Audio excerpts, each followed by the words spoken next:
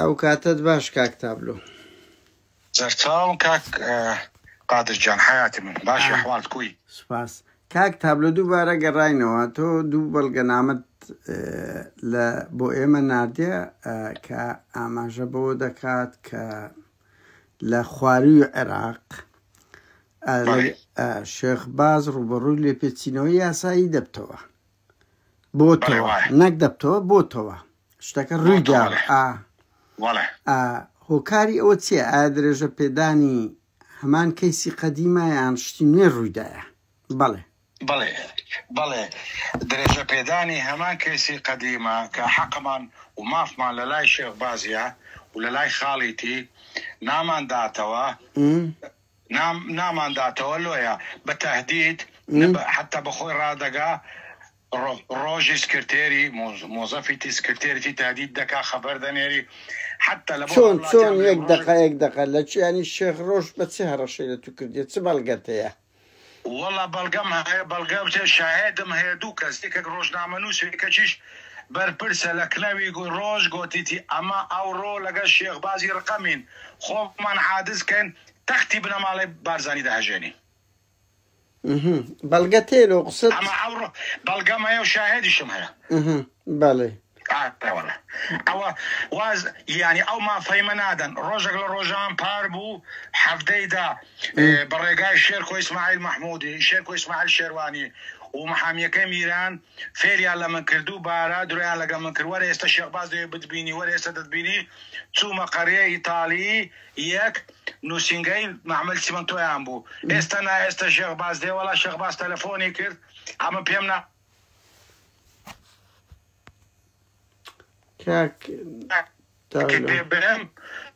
بەڵێ دەنگ پچرا ئێستا ئەمە بە منیان گۆت وەرە ئەتفاقەکی بکەن کاکە باز ئەوعەت دەدا شێخ باز بە خۆم دەوم لە دەنجی بوو گۆری دوو هەفتەیت کە دەتبینم سەفەرەکەم هەیە نامەشی لۆ من ناردە نامەکەشی مەوجودە لە بۆم دەنێری نامەکەی شێخ باز ئەویش لۆ دەنێرم بە سەرچاو دەستخەتی شێخ بازە هەل لە مۆبایلی واتساپی خۆی نووسیتی بۆ واتساپی خۆی ڕقامی خۆیتی بەڵێ دەلێ دوو هەفتەیتر سەفەرەکەم دوو هەفتەیتر دێمەوە دەتبینم ئەمن هاتن گۆتیان چت لەکەن شێخ بازە ئەمن گۆ ڕاستە وەرەقەکەم نووسی ئەمن ئێستش دەلێم شێخ باز قەرزاری من نییە شێخ باز قەرداری باب من ڕەحمەتی ئەمن حەقی هیچ حەقەکی قانونی و شەخسیم لەکن شێخ بازی نییە بەس ئەوانە چکەوەندە نیە بەس کاک تابلۆ یەک دقا ئەزان دەرێ من ناوم تابلۆ نەوزاد محەممەدە دان پێدا دەنێم بأنه ليس لدينا أي مبلغ لدينا بخود زين جمع دكا أي مبلغ مالي أو حق قانوني لا سابقا ولا حاليا لدى سيد باز رؤوف كريم إلا لا بصفته الشخصي ولا بصفته مدير مفوض الشركة ولذلك وقع بتاريخ 17/10/2024 يعني دلي اعتراف دكي هيج تشينقولك نينيا داك اخذ اما هيج مالك نينيا بس ورقه يا شيخ باز كتوقيعي كرديا وخالي توقيعي كرديا باري بابم قردارن ئەمن نیمە شێخ باز ئەو ڕۆژ دەنم شێخ باز قەرداری من نییە بام بەس بەداخەوە شێخ باز ئەو مۆزەفە بوو کە لەکەم بابم بوو ئەو فەرمانبەرە بوو کە پارێن نەبوو پاتری سیارەی بکڕی بابم ئەمە ساڵی چەند ئەوە ساڵی چەند ساڵی 92-93 بەڕازی لە سۆرەکەی بەڕێ ئێستا بینە ئەو دۆسیەمان زۆر باس کردیە کاک ئەوە ئێستا لە مەحکەمەی لە دوو جار ئەتو دۆڕای لەبەر ئەوی 15 ساڵ نووسرایە 15 ساڵ بەسەر کەیسەکەدا تێپەڕیە وایە لە هەردوو کەیس ئەمێن دەمێوە بڵێم کاک تابلۆ من پەیوەندیم بە بنەماڵی شێخ بازەوە کرد بەڕێوبەری نووسینگەکەی ئەیتر دوو بەڵگەی نات یەک لەوانە ئەوەیە زایدەن دەرێ لە مەحکەمە دۆڕایە من نازانم چی هەیە ئەو قەزیە خواروی عێراق چۆنە سەری هەڵدایتەوە ئەوەمان دۆ باسکە ئەو قەزێ خواروی عراق چۆن هەڵیدایتەوە من هستم شکایتکم کرد لنوسینگی سروچ انجمنی وزران رئیسدار که مصروف هست لدو منیان نرد گیشتیم قناغه چی زور پیش کوتو لسر اوی ریان لمنگرد امنیان تهدید کرد لیان دام ایهانیان کردم لچین در ایهانیان کردی لیان دای لشارکانی نزیک بصرای چه بەڵگەتەیە لە ئەو شتێ کاک؟ بەڵگەم هەیە ئەمری قەبزی لۆ دەرچووە و بەڵگەم هەیە ئەمە دقە ئەو ئەمری قەبزیە ئەمە ڕامانگەاند دەتوانین بڵاوکەینەوە؟ کاک تابلو؟ ئەلو بەڕێزان دەنکە بچرا یەک دقە کاک تابلۆ ئەمە ببوورە ئەمە بڕیاروا بوو ئەوڕۆ بەڵگەکان بڵاوکەینەوە لە بۆمان هەیە بەڵکان بڵاوکەینەوە لە زاری خۆت واللهی هیوادارم ئەگەر لێ بگەڕێ لە بۆ چەڕۆژێکی دوای انتخابات بەڵگەیت کەش هەیە زیاتری شت دەدەمێ بەڵگەکەی دیکەش ئەوەیە کە ئەمە ڕامانگەیاندیە کە شتێکی بە بەڵگە بڵاو دەکەینەوە یعنی چ گەرەنتیەکمان دەدەیە کە ئەمە دوای انتخابات شتەکەمان لەدەستە بەڕێزار هەردوو بەڵگەمان لەدەستە ئەمە لە بۆ مزداغەتی ڕۆژنامەگەری خۆمان لەسەر زاری ئەوەی دوای انتخابات بە چەند ڕۆژ ئەمە لە بۆمان هەیە ئەو بەڵگانە بڵاوکەینەوە دوای انتخابات بە 4 ڕۆژ بەڵگەیت کەیە 5 ڕۆژ بەڵگەیت کەشی دەدەمێت کەوا یعنی 16 بەغدای دێ هەتا 16 حتى 16 كتابك هي دردسي لوزارة دارائي بغداد كدلي أموالي منقولة وغير منقولة شيخ بازي وحجز بكري دز بس هذا مدري حتى أو بوزوعة أو كيسيك وتايفيدي باشا كاك تابلو شون يعني الشيخ باز هولي أزيداني تويدات سبلغتي له هندي يعني كو قرار درتشوا بالريالي قلتن قوية كم زاريانية جارش كش لسويد ويا لي كردم او يكم زاني جاريت كتاديد دكان وجارش لا لا سامع بين السر اوي السويد لي قرين اوي السويد لي قرين بله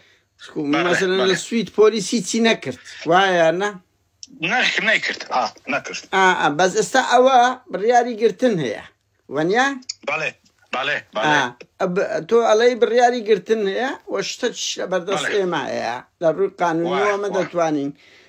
چۆن ئەو شتە ڕوویدا ئەنی چۆن شێخباز جیدا خۆ شێخباز بەخۆی لە توی نەدایە ئەمری ئەوەی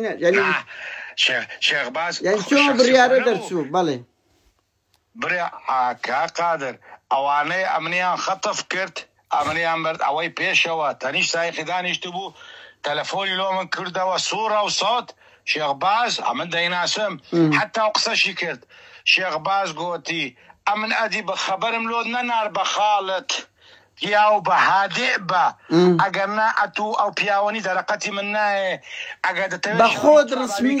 رسمی دید دنگ دید يعني رسميش بو يعني فيديو كال بو يعني دنج بو صوت مباشر صورة وصوت مباشر بله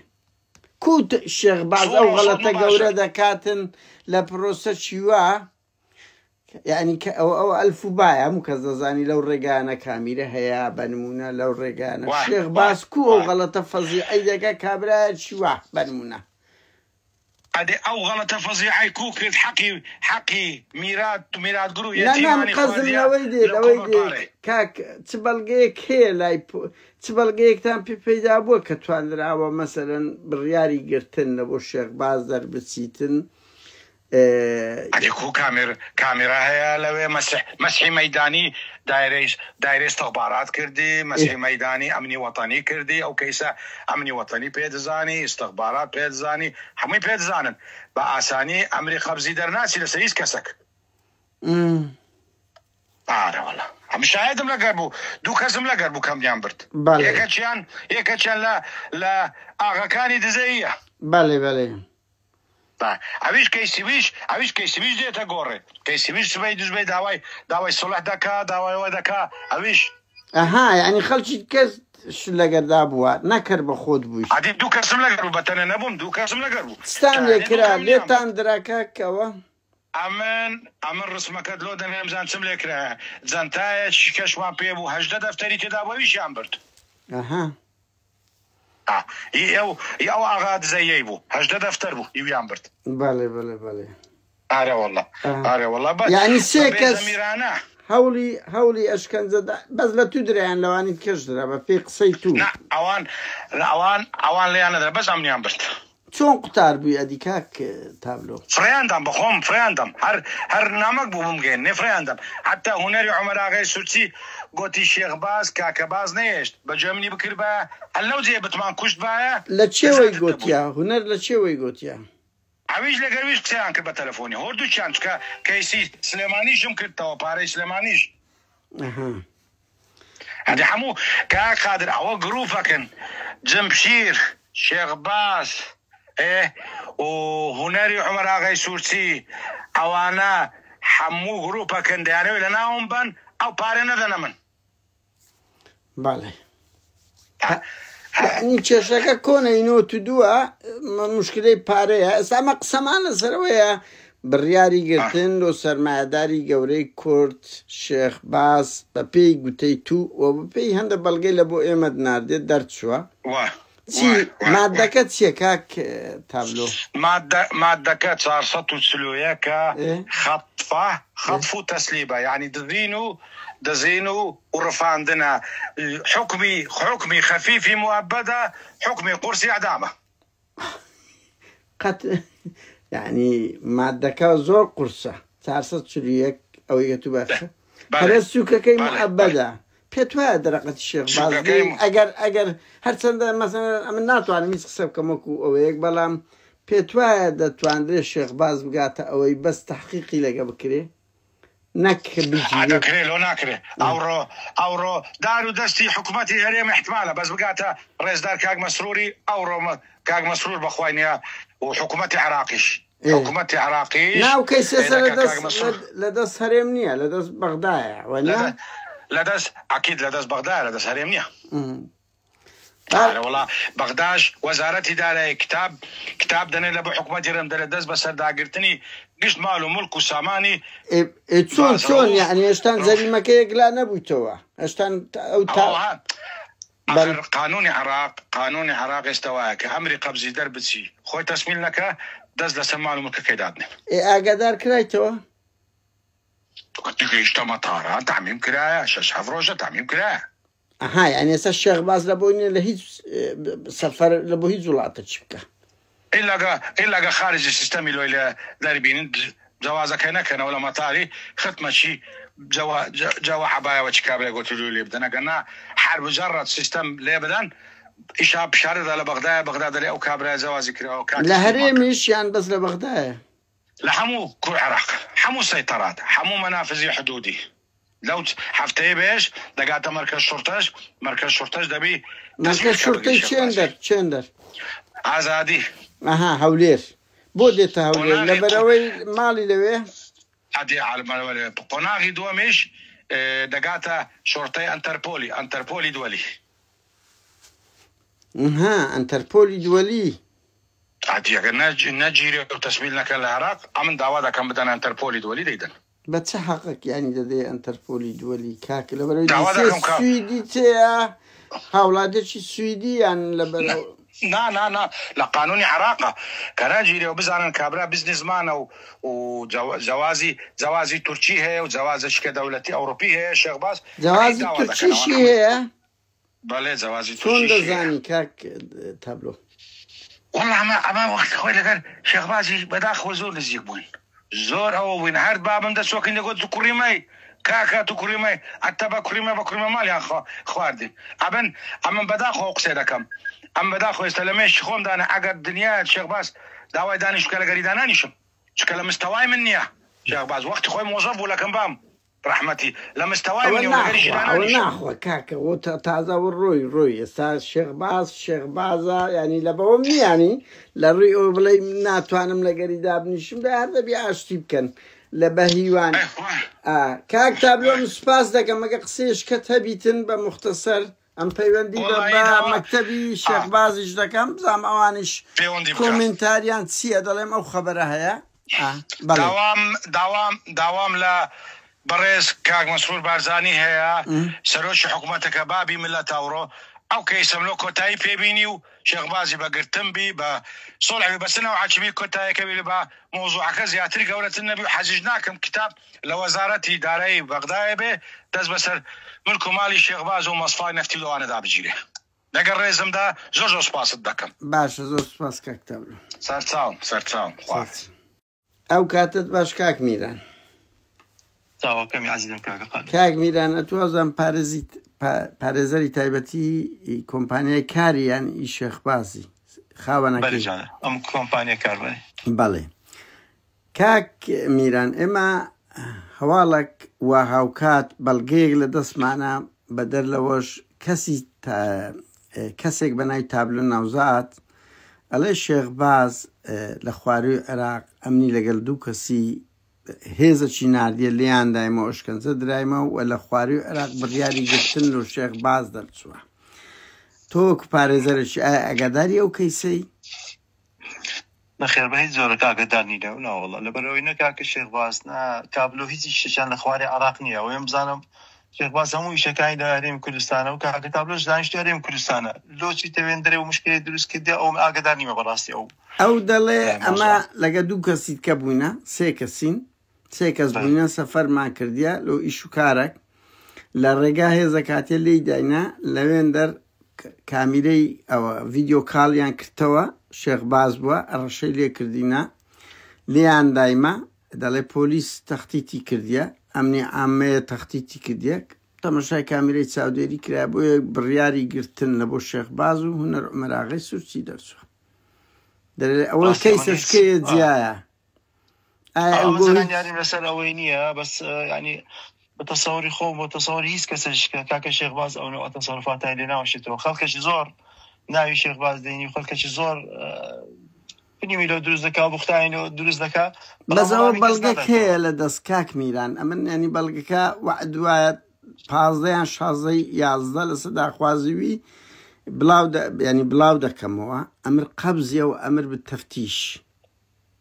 ڕاستە ئەمەش دەبی ئەمە ئەگە بەڵگەکە گەیشتە دەستمان ئەمەش وەچی لایانی پەیوەندیدا دەچین سەردانی دادگا دەکەین و بەڵگەکانی خۆمان پێشکەش دەکەین و ئەو کاتی ئەگەر شتەکە ئەوها بیتن بە دادگاگە سەلماندی دیارە ئەمە مقەسرین بەس ئەگەر واش نەبیتن ئەمەش حەقی شکایەتوان لێ هەیە کە تەشیرمان پێ دەکاتن وەزارەت نییە دنیا زۆر زار ناوی شێخبازی دەینێتن تەشیری پێ دەکات لە گەورەی شێخباز تەنازولی نەکردیا لەبۆ چەند ئەتیباراتێکی قەدیم لەگەر بابی وەختی خۆی ئیشی کردیا لەوانەیە نەچۆ شکایەتی لێ نەکردەوە لە زۆر تەشیری بە شێخبازی کردی کاکە تابلۆ وایە زۆر کاکەکانیشی مایە ینی منەوە دەزانم چەند جارێک لای منیش دیداری کردیە ئەو بۆ خۆی کۆمەڵە قسەی کردیە دۆسیەکان لە مەحکەمە بووە و بەڵگەکان ئەمن لە مەکتەبی یان لە کەسانی نزیک شێخباز لە بۆم هاتیە کە لە دوو کەیس دۆڕایە لە شوێن تەنازولی کردی بەس ئەوە کەیسە شکەیە ئەوە کەیسە شکەیە یعنی ئەو ڕووداوە ئەو کەیس بەڕاستی بەڵێ زانیاریەکەم لەسەری نییە هیچ ینی جەناب جۆنێوی ئەتوەکو پارێزەروی تا ئێستا ئاگادارنی کە لە خواروی عێراق آخر هیچ ئەوەکمانۆ ناکە هیچ تبلیغێک و پێڕاگەیاندێک نەگەیشتە دەستەوە ینی ئەمر قەبز کە بێ ئاگاداری ئێوە ناکرێتەوە یان ئەوتە شکایەتە کەبی مەفروزە بەڵێ مەفروزە ئاگاداری کابرای بەرامبەر بکرێت تا ئەوش دیفاع لە خۆی بکات ناکتە ئەمر قەبز باش ئەمر قەبز قانونی تێدایە کاک میرانگە ئەمر قەبز کرابیت ڕاستە ینی ناتوانرێت شێخباز بستە هیچ وڵاتەچی ینی هەموو منفەز و شتەکانی لێدا دەخرێت نەخێر ئەوهانیە ئەگەر ئەمر قەبز کرابی ئەمر قەبزەکە ئەمە دەچین تەماشا دەکەین بزانین چی و هەڵدەوشێنەوە 100% هەڵدەوشێن چونکە شێخباز شخصێکی ئەتیادی نییە بتانی وەچی ینی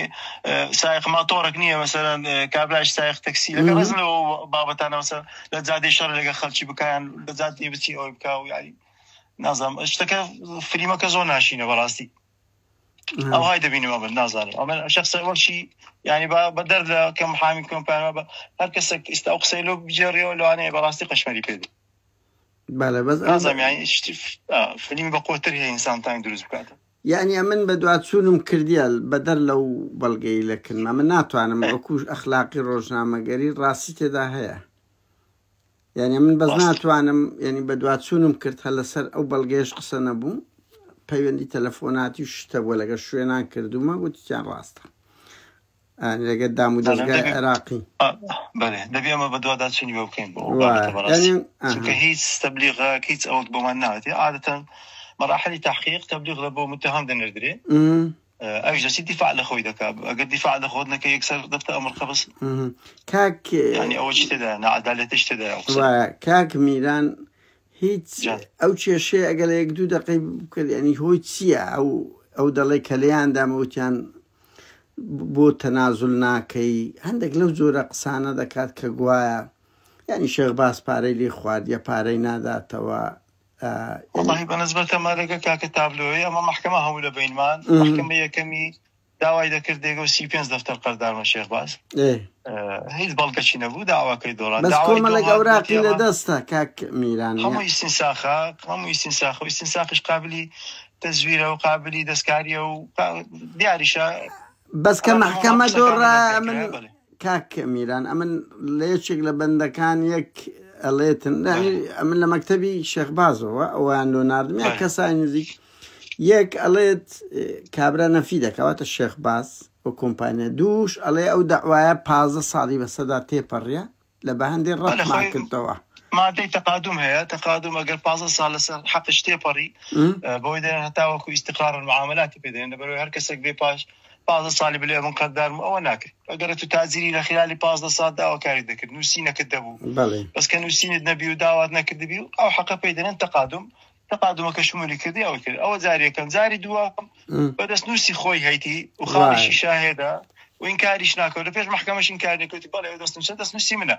شێخباز بە هیچ ناوەکی قەردارم نییە نە بە سیفای شەخسی نە بە سیفای خاوەن کۆمپانیا باشە ینی کە توی قرارت کرد بە شتێکی کە دەرێ قەردارمی داوای دەدۆڕێنی